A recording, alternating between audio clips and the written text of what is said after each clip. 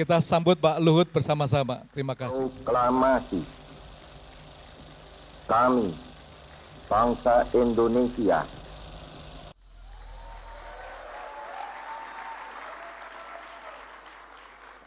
Selamat pagi, saudara-saudara sekalian. Assalamualaikum warahmatullahi wabarakatuh. Saya akan berikan sebenarnya apa yang sudah, sedang, dan akan dilakukan pemerintah. Dan ini penting buat kita semua tahu karena ini harus dikerjakan rame-rame. Tidak bisa dikerjakan sendiri-sendiri. Dan ini pengalaman saya selama 10 tahun di pemerintahan dan 30 tahun di TNI. Ini menjadi ingredient dari pola-pola saya menyusun langkah-langkah dalam tugas-tugas saya. Kalau kita lihat sepanjang 2014-2024, zamannya Pak Jokowi, kita menghadapi berbagai tantangan global maupun domestik. Kita lihat di sini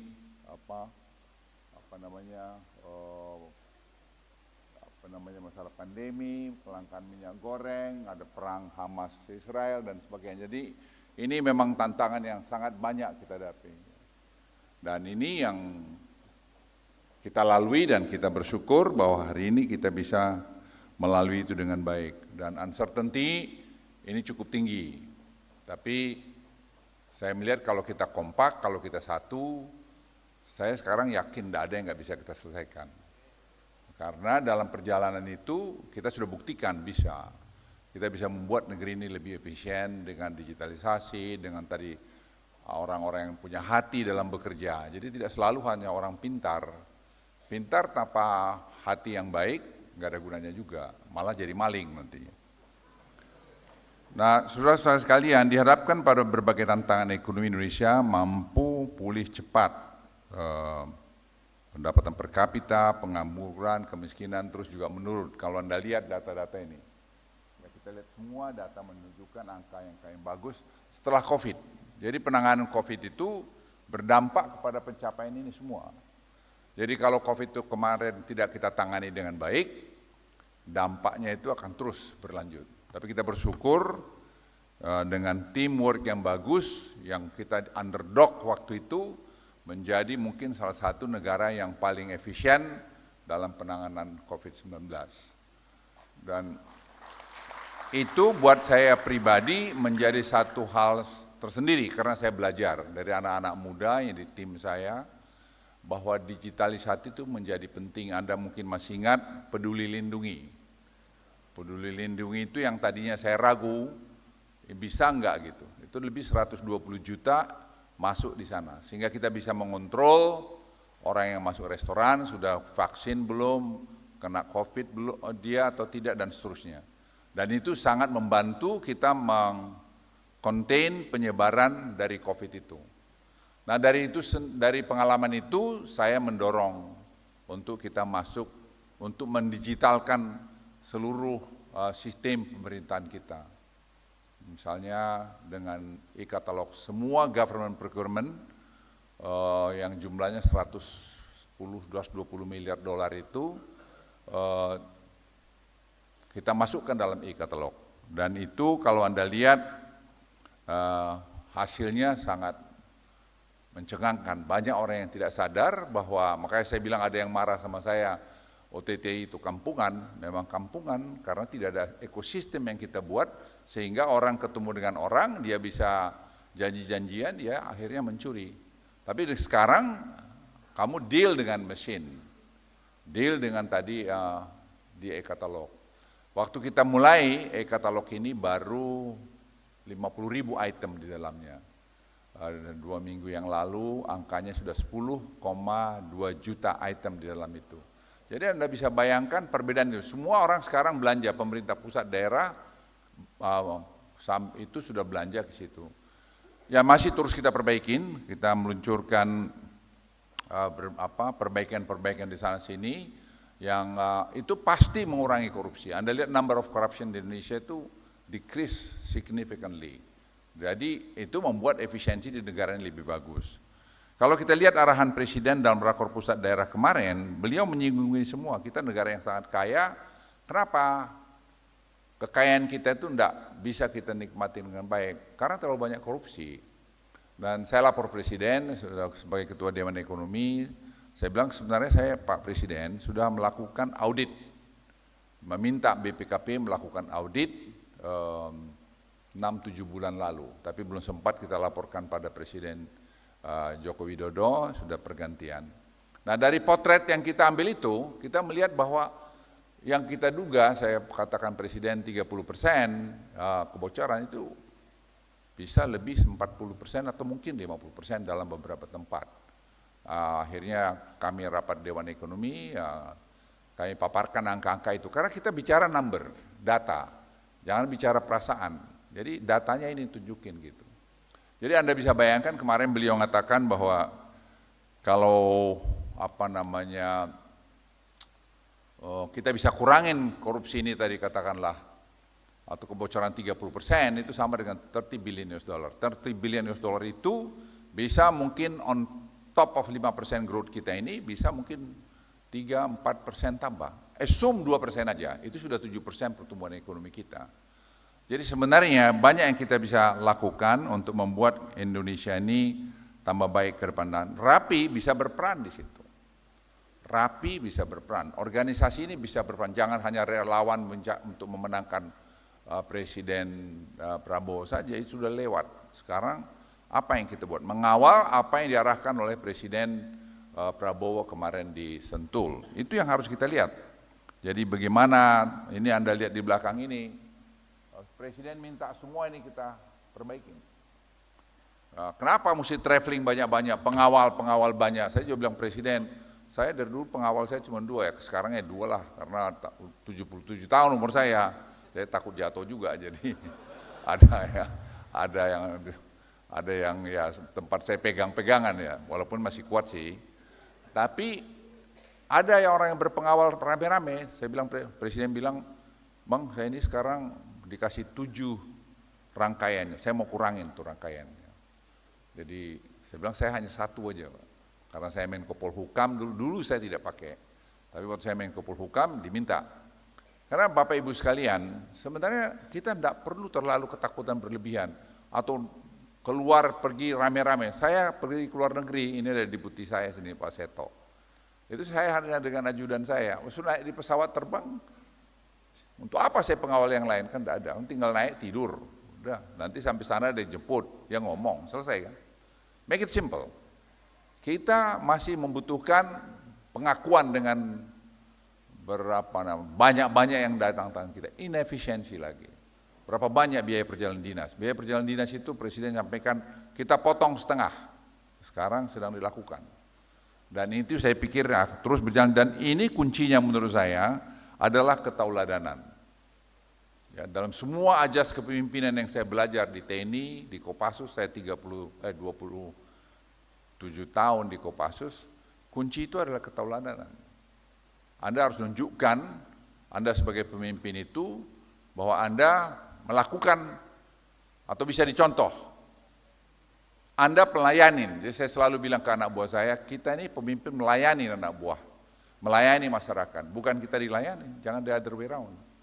Makanya kalau ada masalah investasi, saya yang telepon mereka, kalau masih belum bayar, kau punya yang kemarin kau laporin begini, gimana? Masalah kau di mana lagi? Ya. Dan itu membangun satu trust, confidence, bahwa this government is different. Ya. Itu yang terjadi sekarang, dan itu Anda mesti menjadi bagian dari itu. Kalau kita lihat sekarang itu kekayaan alam yang besar untuk kemakmuran negara ini, berkali-kali Presiden Prabowo menyampaikan, ini Anda lihat kekayaan kita, luar biasa ini. Kita the largest renewable energy potential. Anda lihat itu 3.686 gigawatt. Itu ada apa? Ada tidal, ada geothermal, ada wind, ada hydropower, ada you name it, kita punya semua. Ya. Sekarang kita udah bangun, kita punya solar panel karena kita punya silika. Jadi kita membangun satu ekosistem, bukan hanya orang bicara hilirisasi one thing. Tapi yang kita bangun itu sekarang ekosistem. Dan ini sudah tidak bisa diberhentikan.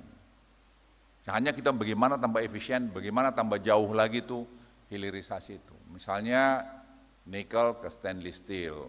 Stainless steel itu kita coba, kan steelnya yang kita produksi itu mungkin tipenya lain yang tidak bisa membuat jarum suntik. Atau mungkin bisa bikin kitchen set, bisa bikin tool untuk operasi. Kenapa mesti tool operasi itu kita dapat dari Pakistan padahal barangnya dari kita atau dari Tiongkok? Dari Tiongkok saya bilang sama staf saya, kita buat special economic zone untuk hal-hal semacam itu yang sangat-sangat teknis lagi. Jadi Anda bisa bayangkan betapa nanti nilai tambah yang akan kita dapat. Koper itu kita paksain supaya ada smelternya di Gresik. Dulu Freeport dia ekspor aja keluar itu. Ternyata setelah kita bikin di Gresik kita bisa ekstrak 50 ton 1 tahun emas. Jadi Anda bayangin berapa puluh miliar kita gone with the wind the last 50 years. Itu kekayaan berasal dari Indonesia. Ini fakta. Jadi ini bukan cerita, ini kita experience the fruit of this downstreaming industry. Itu kita dibodoh-bodohin selama ini, kita di ban. Dibilang kenapa kalian ini melanggar WTO segala macam. What the hell of your WTO? Ya. Kita kan mau lihat nilai tambah buat rakyat kita. Setok, mana Setok? Setok, saya pergi, mana Setok? Tok, berdiri kamu Tok. Ini. Setok ini saya kirim, berdiri kau biar dilihat orang-orang itu. Ini, Setok ini saya kirim ke, Setok sini. Mana Setok, nggak lihat dari atas ini. Ada di Ya, biar Setok ini adalah anak Indonesia, saya bilang anak Indonesia baru dia 36 tahun, yang menjadi chief negotiator kita di Eropa, melawan orang-orang Eropa itu. Saya bilang lawan aja toh. Kenapa? Kita hanya memban satu layer kok, yaitu dari nikel ke stainless steel. Turunannya tadi ekosistem yang lain, dari prokusor, katot, apa segala macam, silakan aja ekspor, tidak ada masalah. Tapi saya bilang sama mereka, nggak bisa, kapan kami mau menikmatin added value daripada our own raw material. Jadi saya mau sampaikan ke Anda semua, tidak akan ada negara maju yang mendorong kita untuk menjadi negara high income country, gak usah jadi negara maju dulu ya, high income country, not gonna happen. You have to do it by your own. Jadi kita harus kompak, kita harus satu. Makanya Presiden membuat SMA Unggul Garuda, itu ada 44, untuk cari krem de la krem anak-anak Indonesia. Itu mereka kita kirim ke top-top university di dunia dan kita bangun research center, karena kita pengalaman sekarang untuk itu dan sudah bisa mulai berjalan dengan bagus. Anda lihat ini, kita largest segala macam. Coba. Apa yang kita punya? Koper kita punya, nikel kita punya, tin kita punya, you name it, silika kita punya, semua kita punya. Tapi selama ini kita senang ekspor raw material aja. Dan ini belum pernah kita data dengan baik. Itu sebabnya saya lapor Presiden, Pak digitalize semua. Once kita digitalize, orang nggak bisa main-main. I'll give you nanti contoh. Nah sumber daya alam tadi sudah saya singgung, kita mau ekosistemnya, next slide please. Ya kita bangun ekosistem ini. Jadi dari raw material ini, dari dirt ini, itu bisa sampai kemari. Dan ini kita recycling lagi, kita bisa ekstrak berapa 98,5%. Kita bisa ambil lagi. Teknologi itu sudah ada, sekarang ada di Morowali. Jadi negara kita ini super kaya. Super kaya. Orang nggak bisa ngomong apa-apa. Orang yang paling maju sekarang bicara masalah nikel, ore turunan segala macam, ya Setok. Nggak ada yang bisa. Orang-orang bule-bule itu, ya mereka kapok-kapok kalau berunding sama Setok. Ya saya bilang sama mereka, saya bilang you guys, dulu kalian berunding sama kami yang begini, but today the other way around. Tim saya itu kalau ada anduk kering diperas sampai the last drop of water baru berhenti. Kenapa? Kan mereka punya hati dan mereka tahu ini untuk Republik. Ya, untuk Republik. Dan itu saya bilang pemimpin harus kasih contoh, dia pun tidak boleh toksit. Nah kalian ngawasin tuh yang toksit. Banyak aja siapa tahu ada pejabat-pejabat pemerintah toksit, laporin aja. Kasihin data. Ekosistem yang kita bangun ini tadi saya bilang sangat kompetitif. Ini Anda lihat ini semua. Ini sekarang sudah jalan ini. Tinggal kita tajamin terus, kita perbaikin terus di sana sini. Ini kan baru 10 tahun. Ini baru 10 tahun. Sekarang Pak Presiden Prabowo mau lebih cepat, saya bilang, Mr. President, we can do it. Tapi ini toksit harus dibersihin. Ya, harus dibersihin. Kemudian Anda lihat juga ekosistem industri baterai litium sudah terbentuk, sudah jadi ini barang. Ya, ini sudah jadi ini semua. Jadi kita bukan baru akan itu enggak, sudah kita jadi, sudah kita resmikan berapa banyak itu, ada tadi prekursor, ada katot, ada tadi apa namanya koper pembungkus itu, foil, copper foil dan seterusnya. Sudah kita jadi semua. Jadi Bapak Ibu sekalian, negeri kita ini hebat. Sekarang dengan keinginan Pak Prabowo kemarin bicara yang sudah jelas bahwa korupsi akan dihantam, Anda bisa bayangin kelapa sawit itu setelah saya diminta nanganin minyak goreng. Setelah saya lihat minyak goreng itu dengan tim, ternyata permainan semua. Akhirnya saya talk dengan Firman bilang, kita digitalize Pak, katanya. Kita digitalize, kita bikin. Sekarang nobody play around anymore. Karena kita tahu persis kalau kau main-main tadi, kau bisa langsung lihat. You cannot play. Mereka kita betul-betul tata dengan baik. Kita tahu berapa produksi dia, kita tahu berapa jumlah luas lahan dia, kita tahu di mana. Semua kita tahu dengan data tadi. Database yang kita punya itu makin baik, makin terus disempurnakan. Tentu masih jauh dari sempurna karena masih banyak. Ini sekarang kita nanganin kelapa sawit, kita nggak tahu berapa luas kelapa sawit. Waktu saya nanganin minyak goreng, saya pikir kita tuh hanya punya 12 juta ya. Ternyata sekarang kita baru tahu 16 juta. Anda 18 juta, maaf. Anda bayangkan 6 juta hektar, kita nggak tahu bahwa kita punya barang itu. Kita nggak pernah tax itu. Sekarang kita masukkan data semua, dan itu sedang berjalan. Dan agar pemerintah ini transparan, efisien, dan tepat sasaran, ini yang kita lakukan. Jadi saya pikir mengenai transparan, reliable, efisien, akurat, ini semua sedang berjalan. Ya. OSS ini kita sedang perbaikin sekarang, OSS, online single submission ini. Kemudian ELN, kemudian Perimbun. Ini dulu tidak ada datanya. Sekarang kita push, dan saya lapor Presiden, Pak, dalam 6 bulan harus semua data di kementerian lembaga digitalize. Nanti kita akan link semua kepada tadi Simbara nikel, Simbara batu bara, Simbara nanti kelapa sawit, Simbara nanti tin, Simbara segala macam. Dan akhirnya kita satukan dalam apa yang kita sebut government technology. Dan kita akan punya nanti satu single ID untuk digital. Dan sehingga nanti subsidi pupuk tidak perlu kemana-mana, targeted, langsung kepada si penerima. Sehingga dengan demikian kita akan mengurangi subsidi dan tepat sasaran. Sama dengan BBM, BBM itu juga dengan segera akan kita luncurkan. Nanti akan Anda lihat kita akan menghemat mungkin bisa 80 triliun setahun nanti dalam perjalanan ini. Anda bisa bayang 80 triliun rupiah, itu berapa? Sama dengan berapa billion dollar itu. Jadi kita sangat tidak efisien, tapi sekarang bertahap itu sedang berjalan. Dan ini contoh dari Shopee seperti e-katalog ini seperti Shopee apps, ya itulah yang punya pemerintah sekarang. Jadi tidak ada lagi negosiasi antara si Poland dengan si Badu, nggak ada, dia negosiasi lihat mesin aja, nggak ada lagi. Jadi tidak ada tender-tender lagi. You go to the machine, you negotiate with the machine if you could. Ya. Itu negerimu nih sekarang. Jadi Anda harus bangga menjadi orang Indonesia. Ya, harus bangga. You have to be proud to be Indonesian today. Kamu orang Indonesia hebat.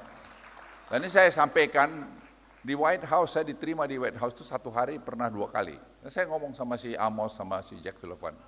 Saya bilang, kalian jangan marah-marah sama kami sama Cina. You blame us about China. Saya bilang, what's wrong with that? Kami kan masalah survival aja.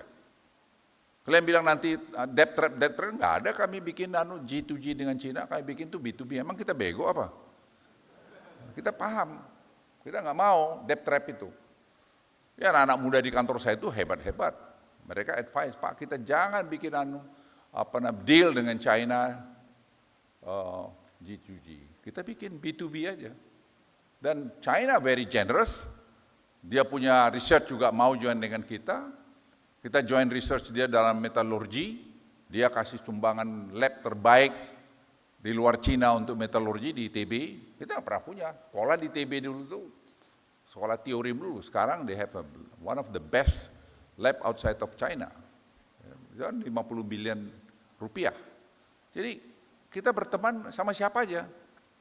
Saya bilang sama orang-orang di Amerika, kita berkawan kiri kanan. Kau janji apa? Kau beri apa sama kami? We give nothing. Sorry. Don't upset, please. Tapi kau nggak kasih apa-apa. Kami kan harus survive. Masa kami ekspor dirt, tanah, air, itu aja ekspor. Ya dapatnya juga ya gitu-gitu. Sekarang kami ekspor lebih dari itu. Kamu lihat ekonomi kami, current account deficit is not the issue anymore. Jadi banyak hal-hal yang bagus kita lihat sekarang.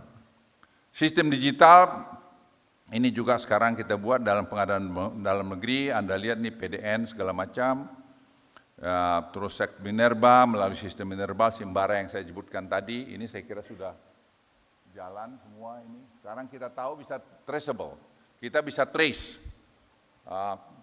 Kita tahu punyanya ini punya si Polan, luas yupnya sekian hektar, cadangannya sekian, produksinya sekian, kalorinya sekian, dia sudah atau belum bayar royalti, baru dia bisa keluar.